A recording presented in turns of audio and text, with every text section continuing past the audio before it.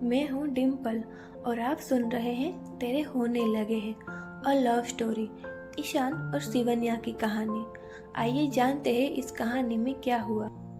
ईशान को ना चाहते हुए भी हाँ बोलना पड़ता है क्योंकि दादी उसे इमोशनल ब्लैकमेल कर रही थी।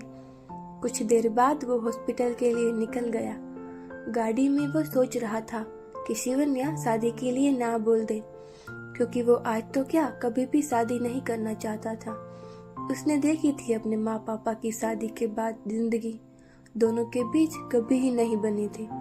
दूसरी अपने चाचा चाची की जिंदगी, कैसे चाची के आने के बाद चाचा बिल्कुल ही बदल गए।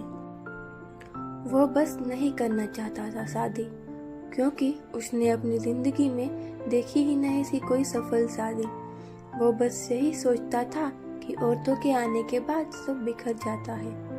वो सिग्नल पर रुका तो एक बच्चा आया कुछ फूल बेचने।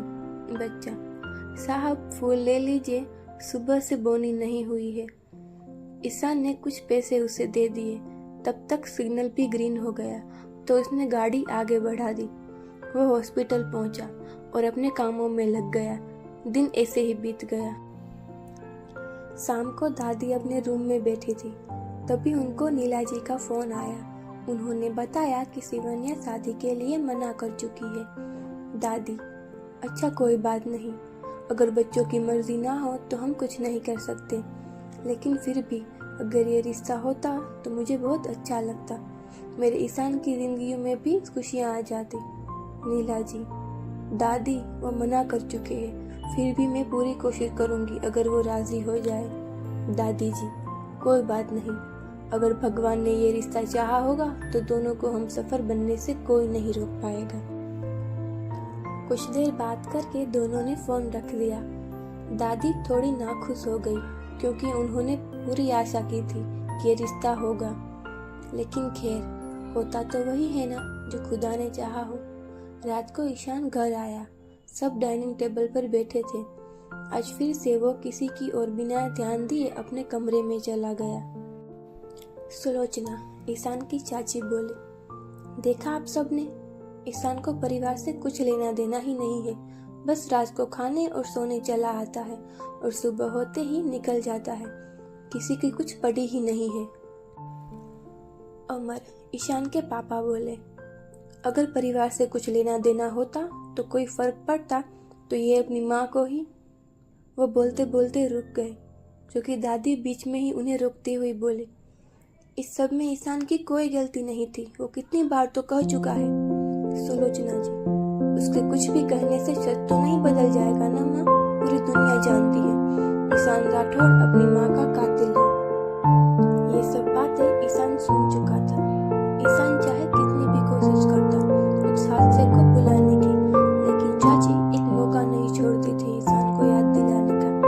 ये सब सुनकर उसे हमेशा कुछ टूटता महसूस होता, लेकिन वो किसी के इस बारे में बात नहीं करता, बस हमेशा सब अपने अंदर रख लेता, क्योंकि उसकी जिंदगी में ऐसा कोई था ही नहीं कि वो अपने दिल की बात बता सके। पहले दादी से वो बात कर लिया करता, लेकिन जब उसे महसूस हुआ कि दादी भी उसकी बात सुनकर दुखी हो जाती थी तो उसने उन्हें भी कहना छोड़ दिया, क्योंकि वो अब इस उम्र में उनको अपनी वजह से परेशान नहीं देखना चाहता था। आज वो ऐसे ही सो गया। जो एक टोनी वाले को खा लिया करता था, आज वो भी नहीं खाया। दादी उसके रूम में आई। तब तक वो सो चुका था। दादी ने प्यार से उसके सर पर हाथ फेरा और माथा चूमकर चली गई। अगली सुबह शिवन्या नाश्ता बनाकर अपनी माँ को बुलाने चली गई, क्योंकि आज काफी लेट हो गया था। तब भी नीला जी नीचे नहीं आई थी। शिवन्या उनके रूम में गई।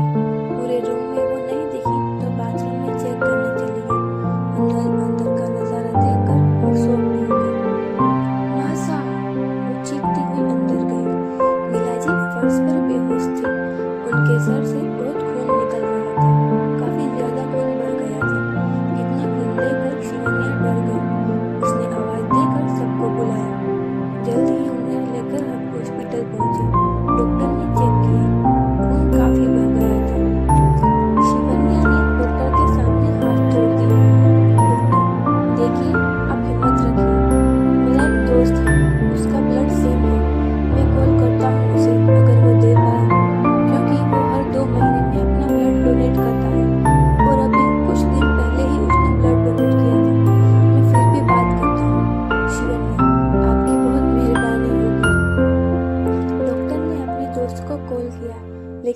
बात करते तब तक शिवन्या से सब्र नहीं हुआ। वो उनके हाथ से फोन लेकर बात करते हुए बोली, देखिए, हमें आपका जो ब्लड है उस ब्लड की बहुत ज़रूरत है। हम जानते हैं आपने अभी कुछ दिन पहले ही ब्लड डोनेट किया था, लेकिन अगर आप हमारी मदद करेंगे तो आपकी बहुत मेहरबानी होगी। हम पूरी जिंदगी आपके एहसानमंद रहेंगे। इधर ईशान अपने फोन को कान पर